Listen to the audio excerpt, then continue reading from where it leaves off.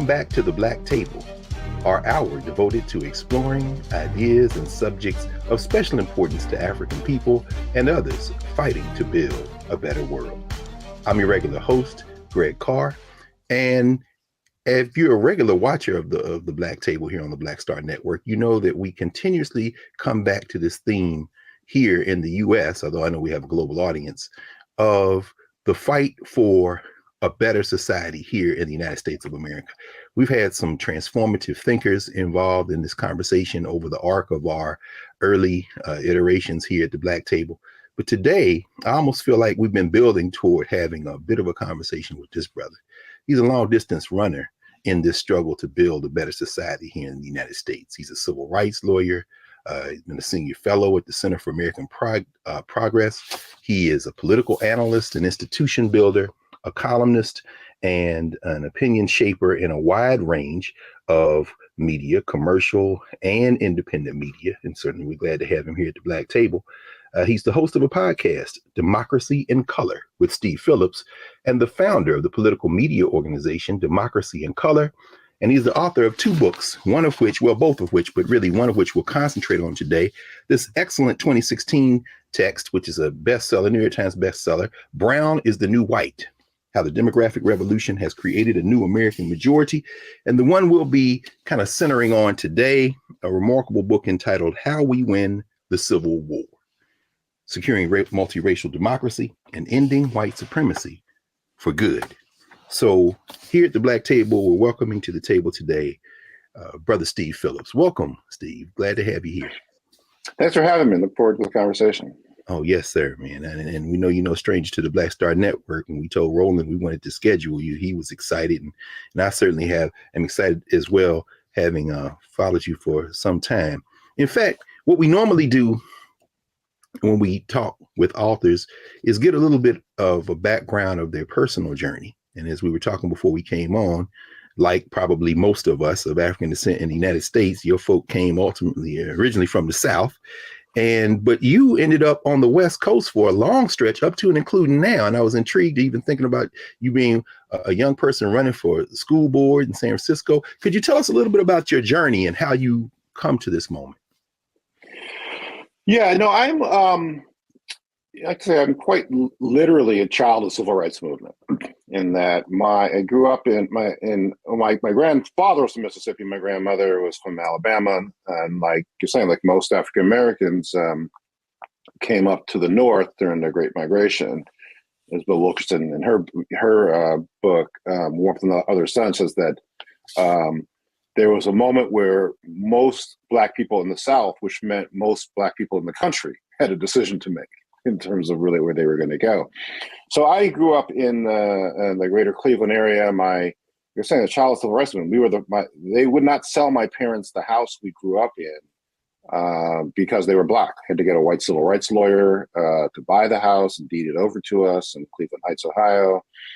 My brother was the first Black student at the local elementary school.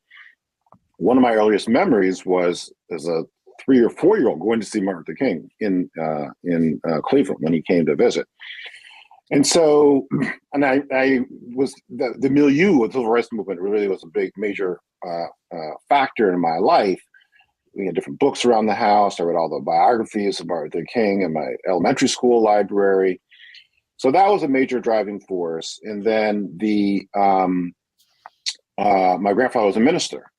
Glenville Church of God. And so that was another shaping factor. And I was also very interested in politics from a very young age. My next door neighbor, Art Brooks, ran for state legislature. And so when I was like 8 or 10, something like that.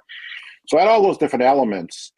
And then a lot of that came together for me when I was in college. So yeah, I came west to go to Stanford and to go to college. And when Jesse Jackson ran for president, all of these different pieces came together. Direct, tangible connection to the civil rights movement. He'd been there with Dr. King. That, a lot of religious language and metaphor, the whole church tradition, the civil rights and the political expression. And for a 20-year-old, Black kid, it was all very compelling. And so that was a major influence. And I like to say I've been trying to build the small R rainbow ever since. And that's really what's kept me involved and engaged. Ran for the school board in San Francisco. We then created the first super PAC in the country when Obama ran in 2006. And so I've been on this journey to try to manifest what I had got a taste of during the Rainbow, that when the old minorities come together, they comprise a new majority. And I do believe that that arc is where politics is at and where it's going. And I've tried to illuminate that in both of my books.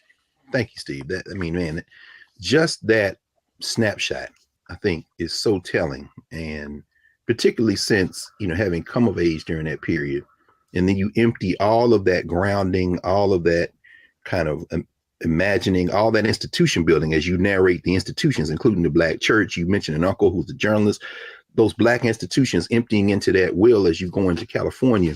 That Jackson campaign, I was at Tennessee State. I was a young man myself in '84. We volunteered, but you were involved at another level.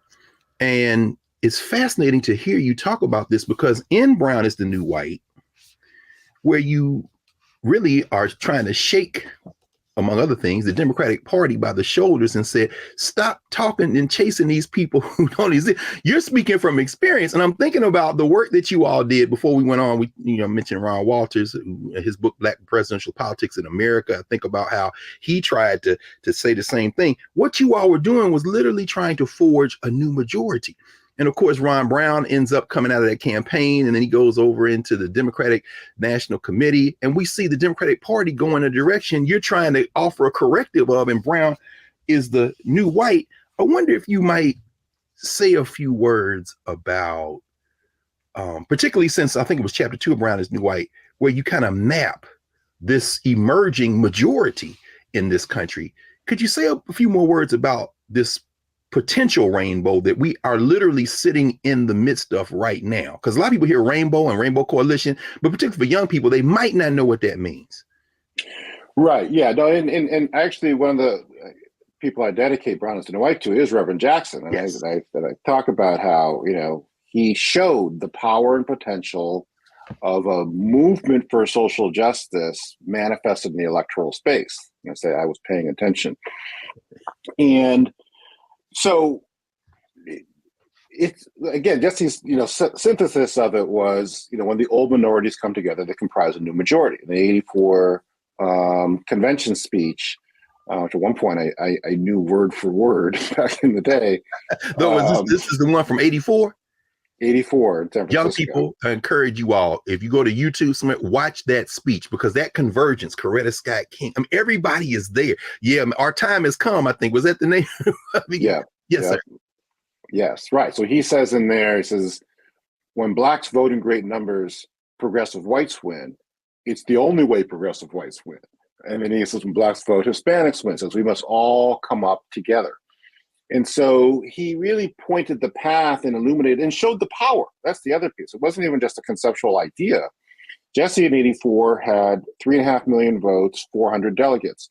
'88, he had 7 million votes, 1,200 delegates. To that time, he was the highest second place finisher in the history of the country. So he had proved the power and potential of this movement. And so that was very clear to me all along. And then the continued demographic transformation of the country. One of the things, we have this chart in Brown is the New White showing that every single day there are 7,000 people of color added to the population compared to 1,000 whites. And so that's a combination of births and deaths and legal immigration. And one of the things we don't understand is, and actually I wound up doing some of the analysis of, it's like, because we take it such a granted take it for granted so much that the country is so white. And I was like, what percentage of the world are white people? Yes, sir. Yes, sir. It's only about 12% of the people in the whole world are white. And so this notion that everybody who's white, people of color, are a minority is very unnatural.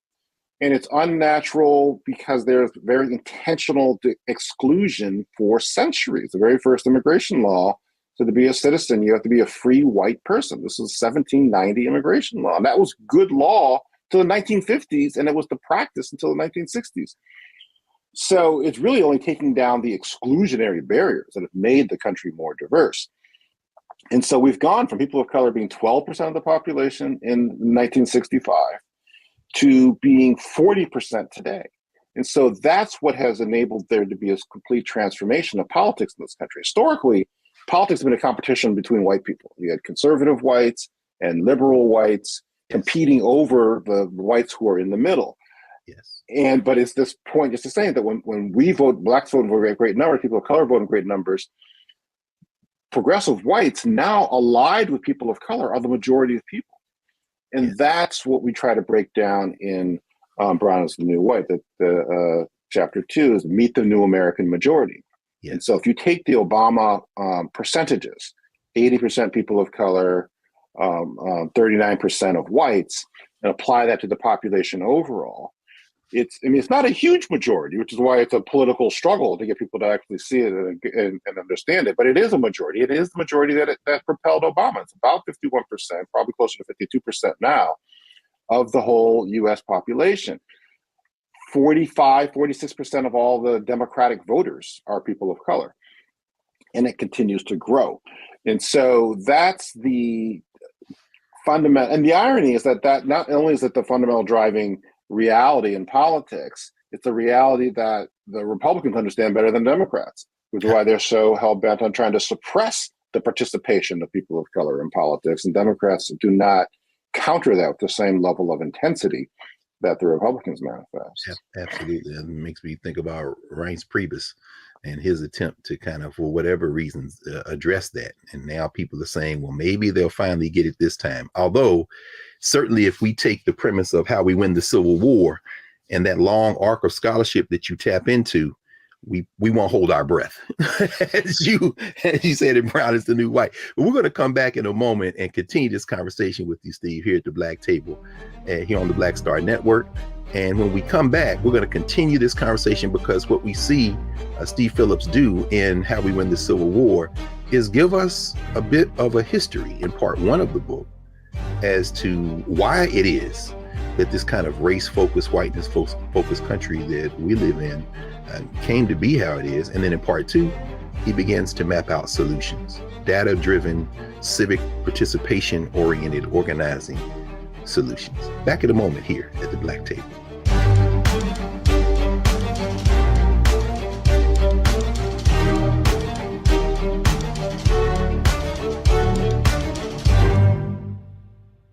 We begin tonight with the people who are really running the country right now. Now, Trump is often wrong and misleading about a lot of things, but especially about history. Donald Trump falling in line with President Elon Musk. In the wake of the unsettling news that MSNBC has canceled Joy Ann Reid's primetime show, The Readout, Roland Martin and the Black Star Network would like to extend an invitation to all of the fans of Joy Ann Reid's MSNBC show to join us every night to watch Roland Martin Unfiltered, streaming on the Black Star Network for news, discussion of the issues that matter to you, and the latest updates on the twice impeached, criminally convicted felon-in-chief Donald Trump and his unprecedented assault on democracy, as well as co-president Elon Musk's takeover of the federal government. The Black Star Network stands with Joy Ann Reid and all folks who understand the power of Black voices in media. We must come together and never forget that information is power. Be sure to watch Roland Martin Unfiltered weeknights, 6 p.m. Eastern at youtube.com/Roland S. Martin, or download the Black Star Network app.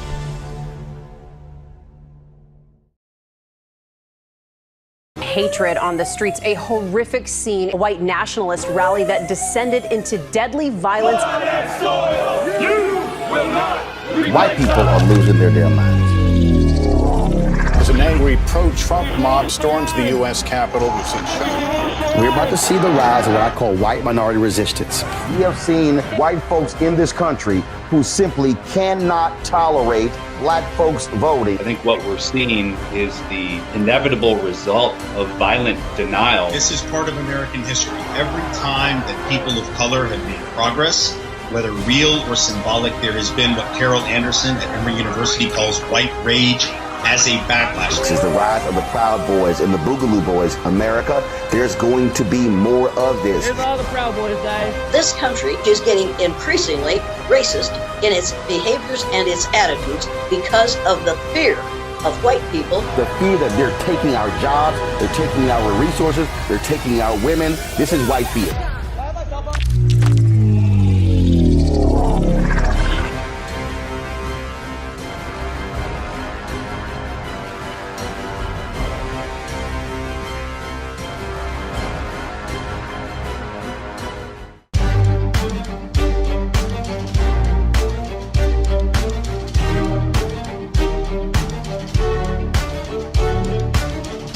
Welcome back to the Black Table here at the Black Star Network. I'm Greg Carr, your host, joined by Steve Phillips, author of Brown is the New White and How We Win the Civil War. Steve, when we left, you had led us right up into the room. I want to spend just a couple more minutes maybe, though, in Brown is the New White, because you really try to alert us to the fallacious thinking of continuing to chase this kind of race-driven, whiteness-focused, particularly these invisible white workers-focused trajectory of Democratic Party leadership. And while you're discussing demographics and talking about the changes in demographics, we know that the changing of the population isn't enough. You got to do some work. And you're very, very aggressive in trying to lay out this corrective for party politics that is still anchored and oriented around whiteness. Why is that so important? Well, it's a question of do we want to win, right? And so this is the fundamental issue in analysis. And so I actually went back and I did the number. I took the Obama percentages, right? We talked about before, 80% people of color, roughly 39-40% of whites. That coalition with that shares of the racial groups would not have defeated Reagan. There were not enough people of color in the country at the time.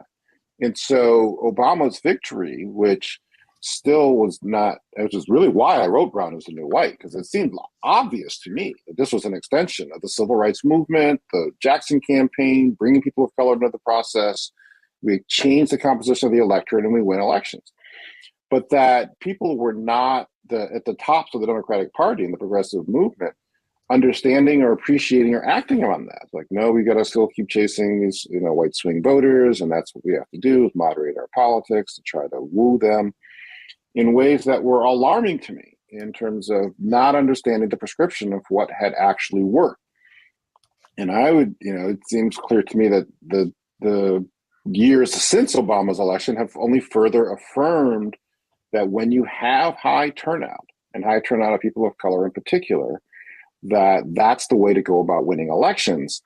But that's not, and I don't know why it's not people, I think it's a multiple set of reasons. I mean, some of it is people's own implicit bias in terms of they gravitate towards white voters, the most important voters, obviously. There was one of my favorite stories in 2018 is that there was a donor who was trying to get the House Majority PAC, the super PAC that was supposed to elect House of Representatives candidates, and they wanted to give money to try to flip the House.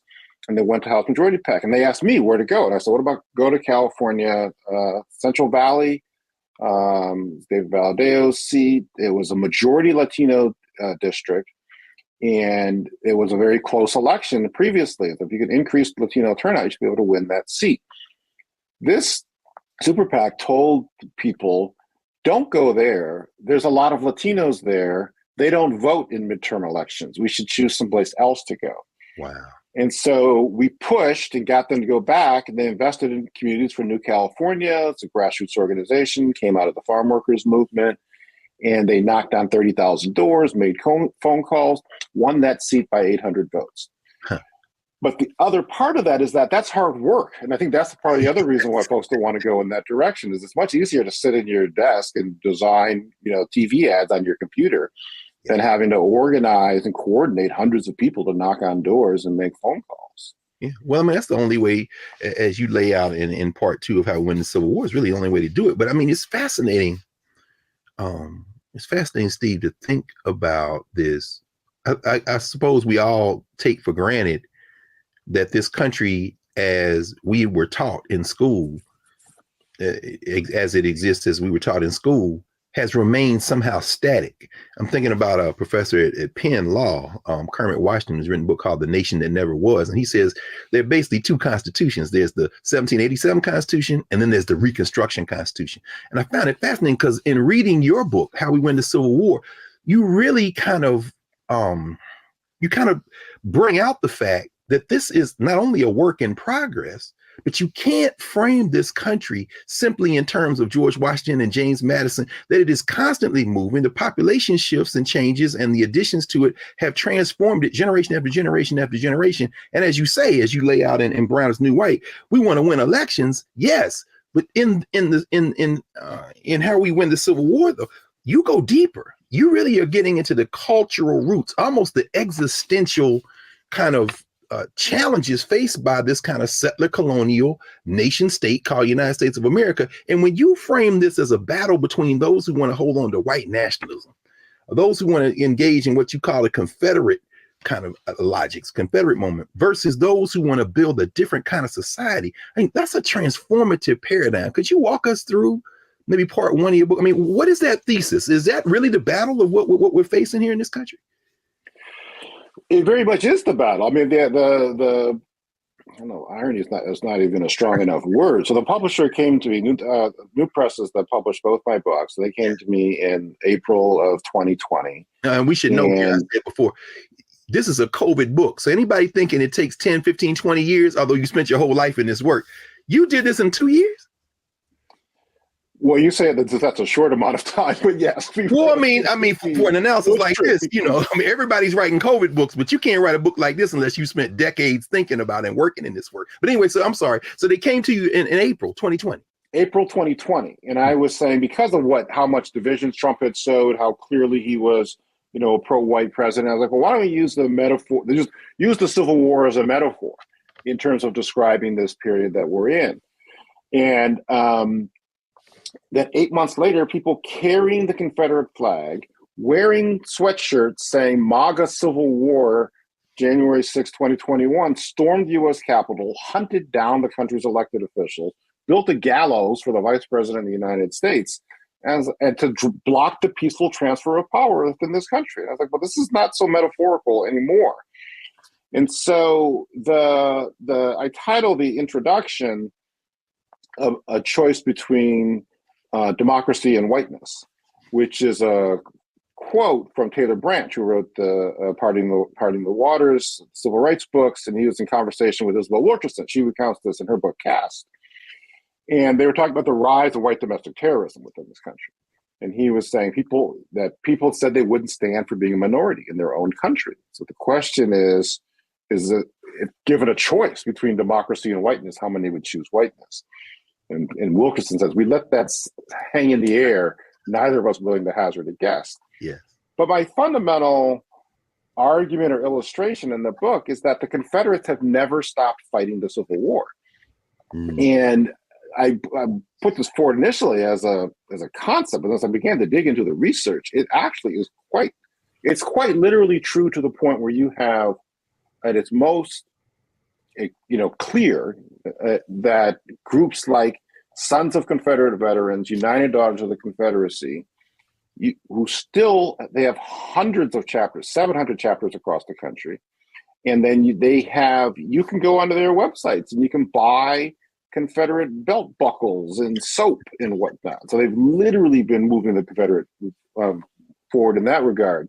But more broadly, this notion about, is this a white country or is this a multiracial democracy? That's what's been uninterrupted, that fight. And that everybody knows, obviously, Lincoln was assassinated, but I didn't even fully appreciate exactly when and why. So just 5 days after the supposed surrender at Appomattox, John Wilkes Booth, who had heard Lincoln's first speech after the supposed surrender, said, that means N-word citizenship. That's the last speech he'll ever give. And then went and shot Lincoln at the back of the head.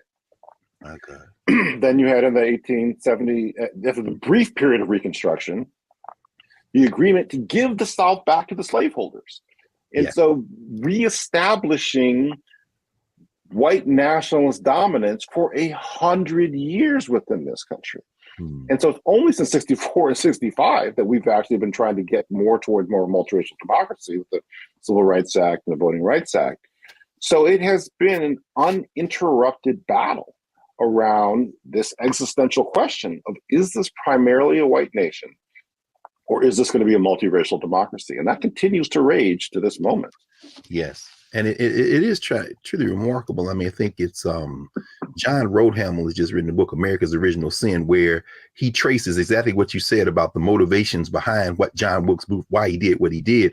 And that's not a way that we typically read it in this country, the way that he's writing about it, the way that you're talking about it. And then I love how in part 1 of the book, chapters 2 and 3 say the 20th century, part 1, 50 years, one battle plan. The 20th century, part 2, 50 more years, same battle plan. You lay out this battle plan that they pursue. And one of the things I think is really strong about your text, you're building on the momentum of memory, because you tap into Lerone Bennett Jr., who's writing about this. You quote Black Power USA back in the 60s, and you quote Derek Bell, who is trying to bring, I think about Derek Bell talking about the principle of the involuntary sacrifice. You know, Black people are not in this to necessarily save America. It's probably more of an act of self-defense. But in doing that, we're literally thinking about a society where everybody can benefit. But why are people fighting so hard against everybody benefiting, Steve? That's what I understand. You kind of lay it out, though. Well, this has been the essence of our politics. They passed these black codes in the 1600s and the early 1700s because of the rapine nature of black folks. We had to be restrained. And so this fear of black people in particular, and people of color in general, has been an underlying force in terms of U.S. politics and policy and culture quite literally since 1619. And so none of this is new. And so then by contrast, they try to make it seem like they're going to lose something. Rosa Parks wasn't taking her seat on the bus so that black people could ride on the bus. Right. She took her seat so that everybody could ride on the bus. Voting Rights Act wasn't just about so black people could vote, it was so that everybody could vote. But that's not the way it gets experienced. And that's certainly not the way it gets described in terms of whipping up white fear and resentment. And the concern is that if we have expansion of democracy and equality, that then whites are going to lose something. And that's the dynamic that the conservatives are fanning those flames. Yes. Well, when we come back, we want to continue this conversation, Steve, and have you walk us through the kind of process by which, as you write in the book, for 157 years since the end of the Civil War, this struggle has continued, and also walk us through the process by which we can not only fight back, but win. It's quite an optimistic book. So y'all just hold on for a minute. In a few minutes, we're going to get to the victory part. So we'll be back right after this break here at the Black Star Network at the Black Table. Back in a moment.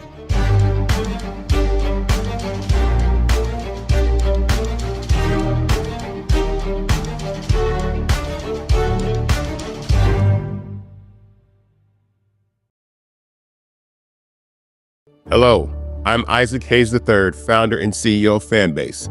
And right now we're accepting investors in our $17 million round to revolutionize the future of social media. Today, for just $399, you can own 60 shares of stock in Fanbase at $665 a share. Go to StartEngine.com/Fanbase and invest today. While the big platforms have grown too massive and disconnected from their users, Fanbase is building a platform where creators and users truly come first. We've already raised $8.6 million from everyday investors who believe in this vision, and now you can join them.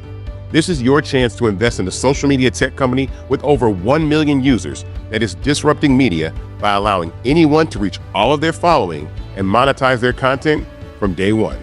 The market is changing, big platforms are failing to serve their users, and Fanbase is stepping up to fill the gap. Don't wait until it's too late. Invest now. Invest for yourself and your future. Go to StartEngine.com/Fanbase and own the future of social media.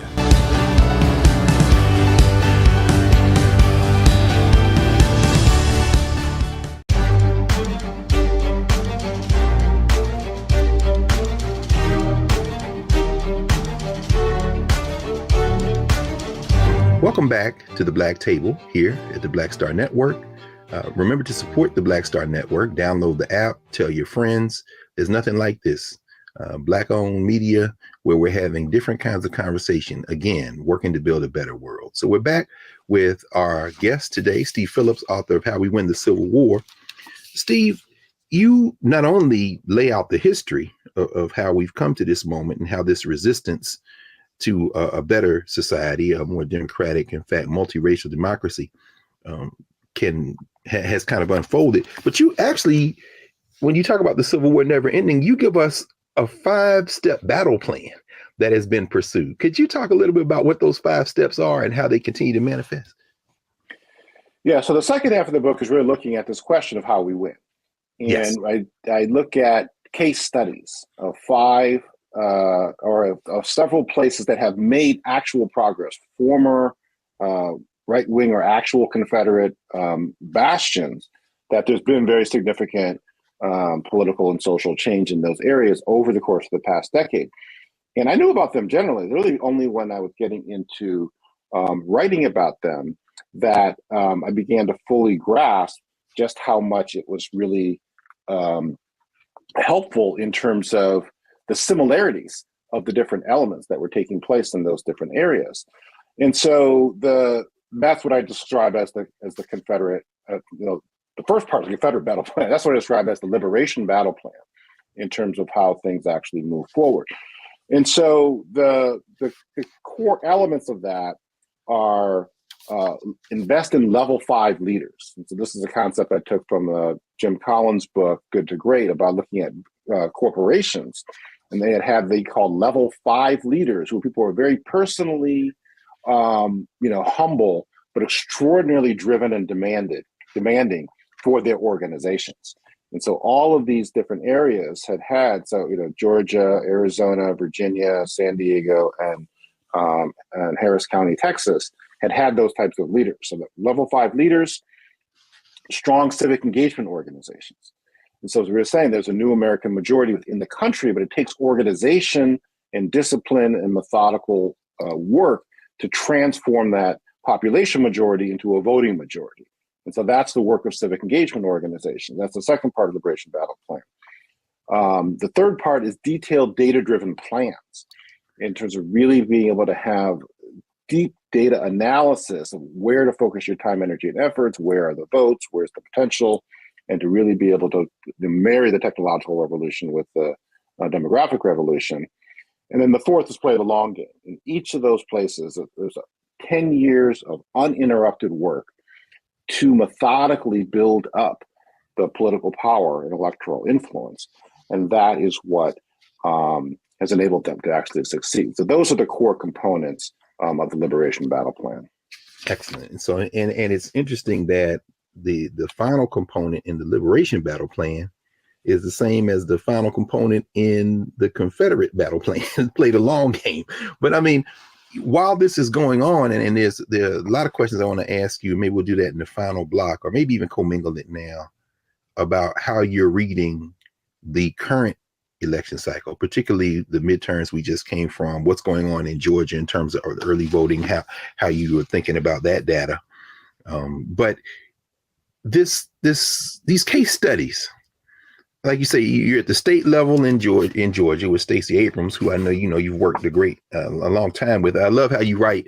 Some of these people I'm gonna call by their first names because I've worked with them very closely. And Stacey Abrams, of course, being one. But as you lay out Arizona, is it John Laredo? I think is John Laredo, yeah. And Virginia with Trom Gwynn, I'm thinking about how in Brown is the New White, you lay out the demographic case, Asian Americans, Latino Americans, Black Americans. But here in How We Win the Civil War, you take the next step, as you say, you're profiling individuals who are representative of these movements, as you say, who are organizing. And as I was reading, I couldn't help but again think about your experiences with Rainbow Coalition, with the Jackson campaigns, your political organizing. What can we learn about that hard work that you mentioned in the first block that really is inevitable? We should really be embracing rather than trying to pay a bunch of consultants to carpet bomb the airwaves and things like that. Right. So it's for people who come out of an understanding of social change and organizing. Right. So John is a perfect example of that. John Laredo in Arizona. So John was the head of the state legislature, the top Democrat in the state legislature in the early 2000s. But before that, he came out of the United Farm Workers movement. Cesar Chavez was a mentor of his. Mm-hmm. So he learned at the knee of one of the major social change, racial justice, economic justice organizers in this country's history, and then took those skills to the state legislature and to the process of building political power. So he convened a meeting of all the different major organizations, labor groups and community groups and political organizations. And he had this meeting, says, who's tired of getting your asses kicked? Raise your hand. And people raised their hands. So well, we need to all work together and develop a common plan that we're going to stick with and be able to move forward over the year. And over the course of a decade, they have registered hundreds of thousands of people of color, brought them into the electorate. This coalition has stayed together. They knocked on 3 million doors in Arizona this past election, had 1 million conversations with voters, and they won the governor's race by 17,000 votes. So that's a direct application of these civil rights and social justice community organizing skills and applying that to the electoral arena to great success. And so each of these different areas has had a similar story and a similar type of leadership who comes from these communities, who understands the nitty-gritty of how do you organize and stick with it, and then how do you manifest that and translate that to the electoral process. Is that part of maybe even at the heart of how you transform attitudes? I mean, you write a lot, particularly as we think about the epilogue, where you talk about the possibilities of universal basic income. You focus on that small city in California and the young brother who was elected, and where that transformed the lives of the people who were favored there to get it. But and you contrast that with earlier in the book, of course, how people work so hard to take away health care, to restrict voting rights.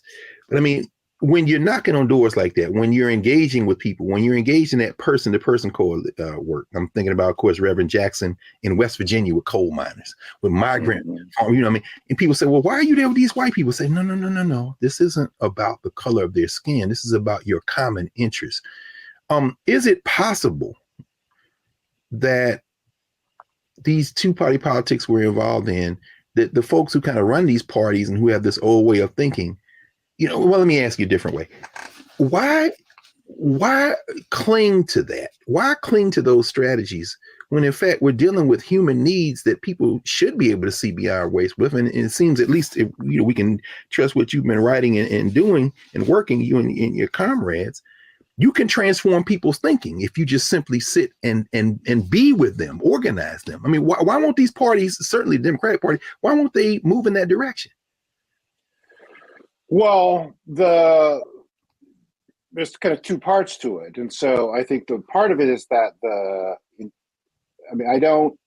I'm fundamentally more focused on changing who holds power than in changing attitudes. And that's really kind of across the board. Thanks for clarifying. And so yes. It's not, people did not think that, it wasn't about changing people's attitudes that enabled us to pass Obamacare. But because we passed Obamacare over the strenuous opposition of the right and the Republicans, that people of all backgrounds and all political persuasions got access to health care. Yes. So that's kind of how I see this playing itself out, is that they're going to resist. Like I recount a story of this guy in Tennessee who needed health care for his, I think it was his kidney disease. And he said, I'm not going to get Obamacare. He's only in his 40s. It's like, I don't want to give away, and I would rather die. And he died. And so the level of intensity, because this is an existential question, the way it has been framed in this country. I mean, if you think about the Civil War itself, right? I mean, the equivalent of 7 million people were killed as a percentage of the population.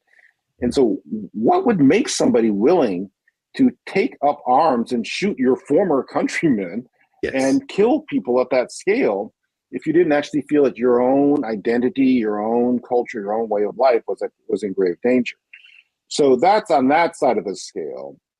And then I think we touched a little bit before in terms of on the Democratic side. I certain extent people only know what they know, which is why you have to change who is in the positions of power. And there's very strong bias in this country that the white votes matter most, white people matter more. And so there's all, like, they keep having all these articles in the media about the Trump supporters and diners in the Midwest and how they're alarmed, like this whole, hillbilly elegy piece of, J.D. Vance, the dismay of white working class people, and somehow trying to put that on Democrats. And I'm like, well, where are the articles about the dismay of Black people? Because in terms of who's actually dealing with difficulties within this country, but that's not seen as that important. Yeah. And so there's just a very strong predisposition to focus in on the needs and the sensibilities of white voters among the people at the top of the Democratic Party. And as we were saying before, it's harder work to be able to get people who face lots of economic obstacles to participate in the political process than it is to just design, fancy ads on your computer, and then you can just click a button and spend millions of dollars in these different districts.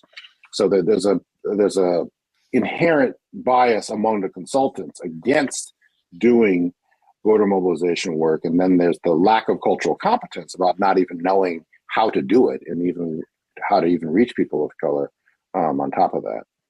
Excellent. In fact, when we come back, Steve, we're going to finish our final segment by you hopefully giving us some of your perspective on what we've just gone through with the midterms and how we build, as you write in the epilogue, the society we want, after having to decide, as you kind of quote there, Nicole Hannah-Jones, beginning that section, what kind of society do we want? Do we want everybody to vote? Do we want everybody to participate? So when we come back, we'll finish this hour at the Black Table with our guest, Steve Phillips, author of How We Win the Civil War, Securing a Multiracial Democracy and Ending White Supremacy for Good, here at the Black Star Network. Back in a moment.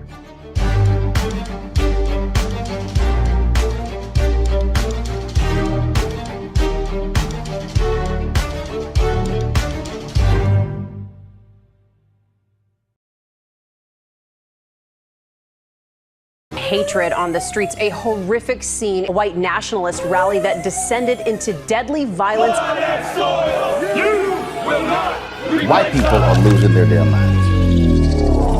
As an angry pro-Trump mob storms the U.S. Capitol, we've seen We're about to see the rise of what I call white minority resistance. We have seen white folks in this country who simply cannot tolerate Black folks voting. I think what we're seeing is the inevitable result of violent denial. This is part of American history. Every time that people of color have made progress, whether real or symbolic, there has been what Carol Anderson at Emory University calls white rage as a backlash. This is the rise of the Proud Boys and the Boogaloo Boys. America, there's going to be more of this. Here's all the Proud Boys, Dave. This country is getting increasingly racist in its behaviors and its attitudes because of the fear of white people. The fear that they're taking our jobs, they're taking our resources, they're taking our women. This is white fear.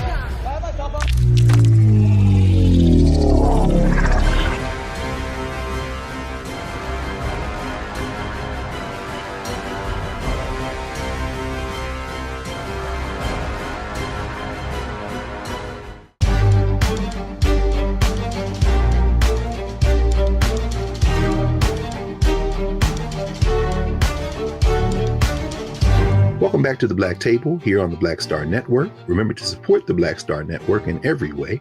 I'm your host, Reg Carr. We've been joined this hour by Steve Phillips, author of Brown is the New White and How We Win the Civil War. Steve, I have a couple of questions based on what you've seen in the wake of these midterm elections. You write extensively about Georgia, extensively about this level 5 leader, Stacey Abrams, the organizations that she helped build, that you all worked so hard to move. What's this early voting telling you in Georgia? I mean, we see that there are a lot of people who are out voting. There are a lot of young people. And then we know that quietly, There are also those who maybe don't want a multiracial democracy, who aren't perhaps on social media, but who are also going very quietly to their polling places and registering their votes. What is this early voting telling you, and what do you anticipate maybe might happen in Georgia? Well, I think it's going to be close again, as it always has been, which comes back affirming the significance and importance of civic engagement organizations and voter mobilization work. I mean, as we saw with Biden winning and with Warnock and Ossoff winning, there is a majority of people, but in terms of being able, who are part of this new American majority, progressive whites and people of color. But the core of that is people of color, and people of color have far more obstacles in their lives, gargantuan racial wealth gap in this country, transportation issues, childcare, all these different things that get in the way of being able to vote, requires there to be a civic engagement organization to help you cast your ballots. And so what we're up against is people who have fewer obstacles to voting, more regular voter participation, and fierce determination to stop the changes that are happening. And so I had done this chart looking at voter turnout in Georgia, and it was very flat from 2010, 2014. And then 2018, it jumped up, and you can see it on this chart.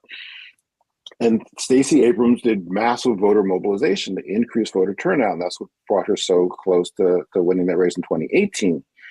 But at the same time, white vote increased significantly, and the conservative white vote in these small counties.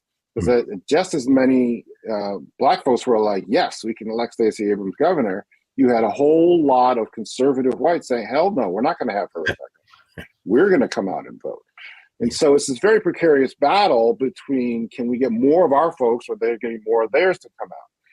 So it's on the one, there's a couple factors that are in our favor for the runoff with Warnock, is that there is a very strong civic engagement organization and network of groups who do voter turnout work among all the different groups of color in Georgia. The Georgia Votes Coalition that Leslie Small runs. And so that's one factor in our favor.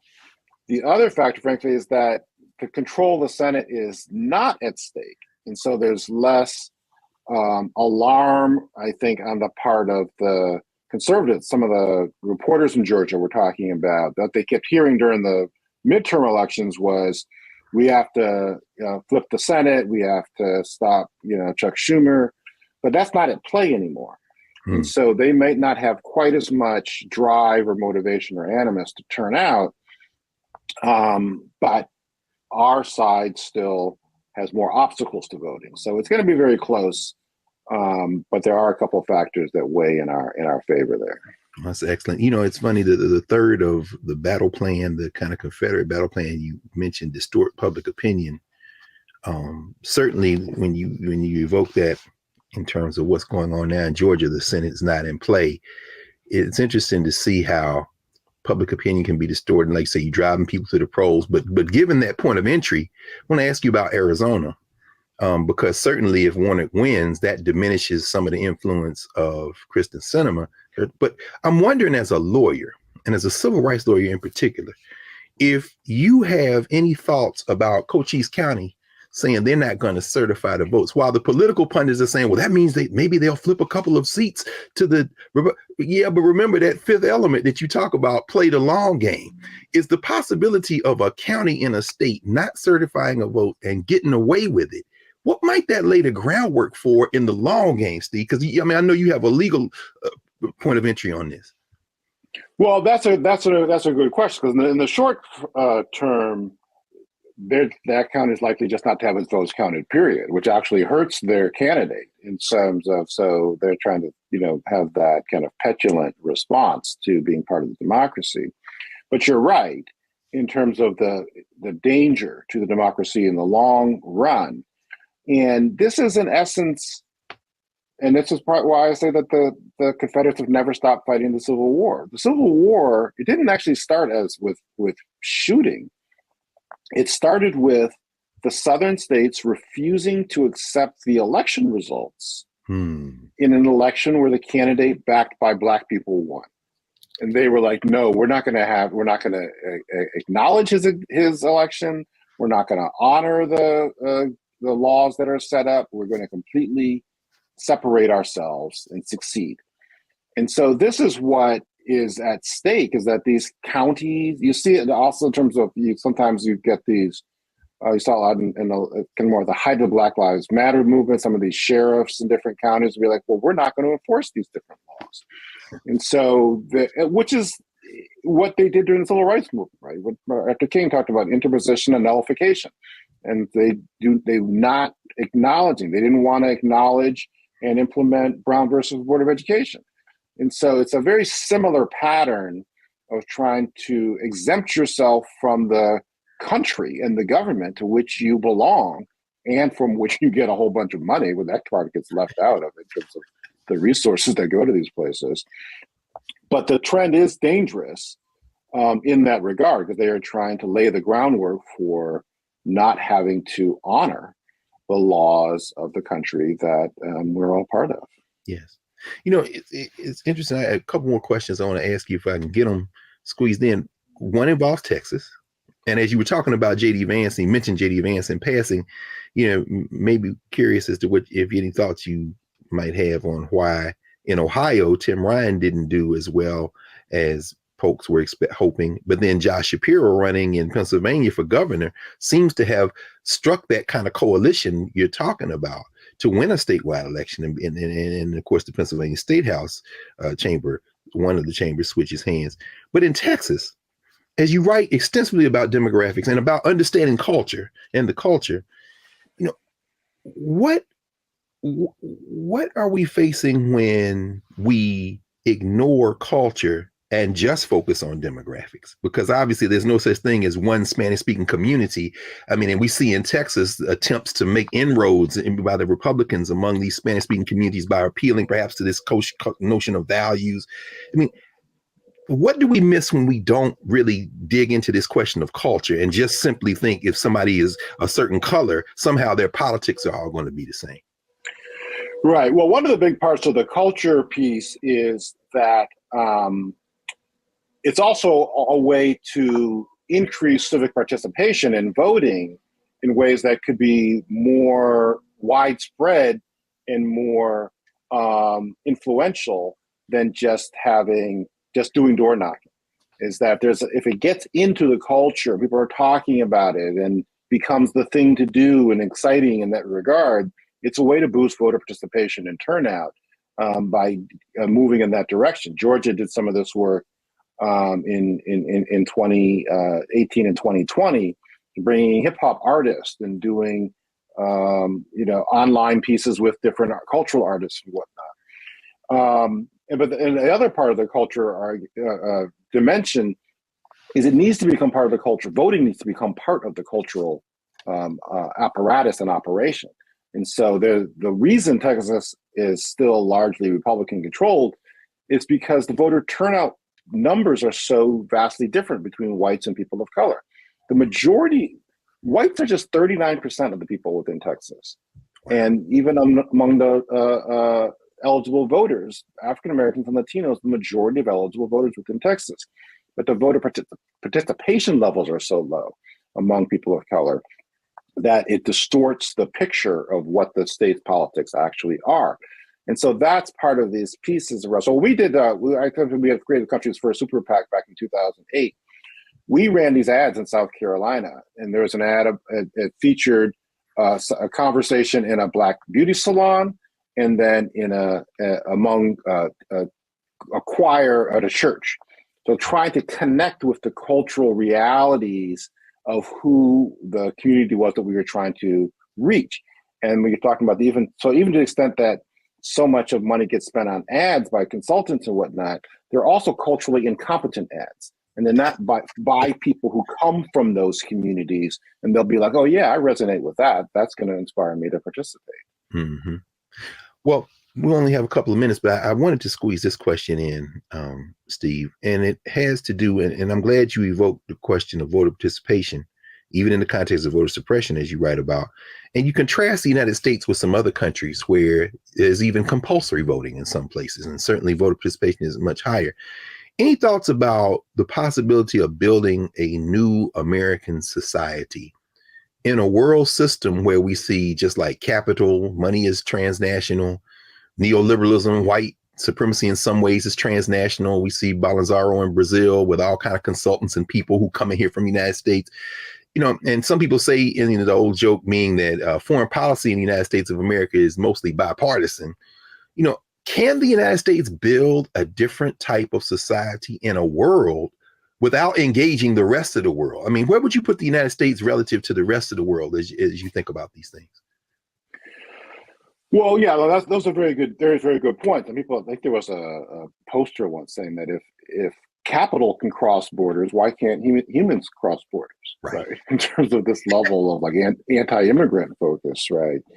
But I think there's different potential that we don't fully understand and appreciate. I remember I had a conversation once with Harry Belafonte, where he was talking about, can there be relationships, can there be business relationships between the countries like in South America that grow coffee beans, and can they strike deals with entrepreneurs of color to create coffee shops in the United States? Mm-hmm. And so I thought that was very kind of intriguing and out of the box way of starting to think about it. Most of the people in the world are people of color. Most of the countries, the largest countries, are controlled by people of color. So what are the opportunities for partnership with Africa, with China, in terms of being able to engage those countries with the communities of color and to start to create a broader vision of what kind of society is possible? The businesses understand it. They're talking Browning's the New White about how Starbucks had to become very culturally competent about China when it started to expand into China, which had largely been a nation of tea drinkers, but China is Starbucks is a coffee company. And so they had to engage with the people locally there. There are opportunities, and we have allies across the world who are running countries.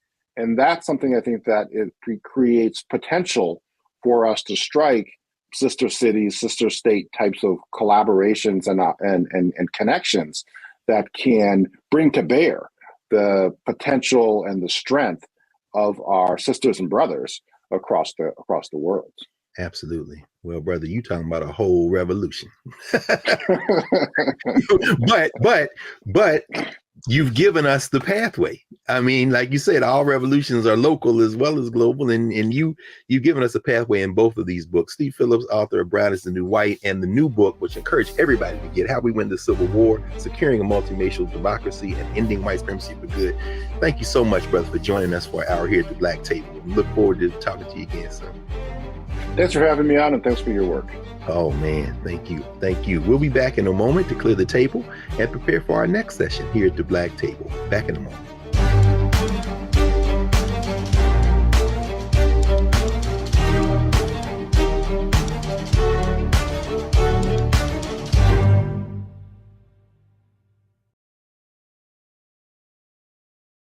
What's up, y'all? Look, Fanbase is more than a platform. It's a movement to empower creators, offering a unique opportunity for everyday people to invest in Black-owned tech, infrastructure, and help shape the future of social media.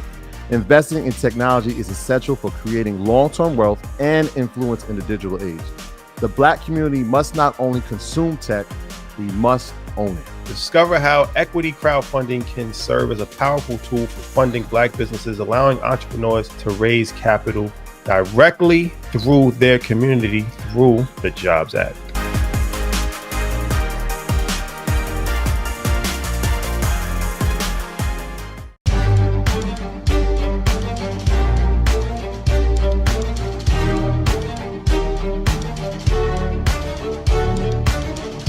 Welcome back to the Black Table here on the Black Star Network. Again, we want you to support the Black Star Network in every way possible and spread the word. I'm Greg Carr, your host for this show on the network. And we just heard Steve Phillips lay out not only a history of the United States of America and its struggle to become something other than what it was founded to be, but also give us very concrete steps on how to build a different type of society. And as he put it in a global context there near the end, I couldn't help but think about one of his comrades, a key component of the Jackson campaigns and Rainbow Coalition, the great Ron Walters, who wrote a book called Pan-Africanism and the African Diaspora, where he talks about these transnational relationships. And what we heard Steve Phillips do is give us not only information, but hope and inspiration and very practical steps toward building a kind of society where our common humanity overflows the boundaries of any hatreds or fears that might otherwise obstruct that common humanity. And with the climate doing what it's doing and human-induced climate change on the verge, we better get our act together soon before the ball resets and starts another species, and maybe we won't even be here to have this conversation. But we're grateful to Steve Phillips for joining us to give us a pathway to how we can perhaps avert that and a great deal more. So join us again next week here at the Black Table, and thank you for watching the Black Star Network. We'll see you soon.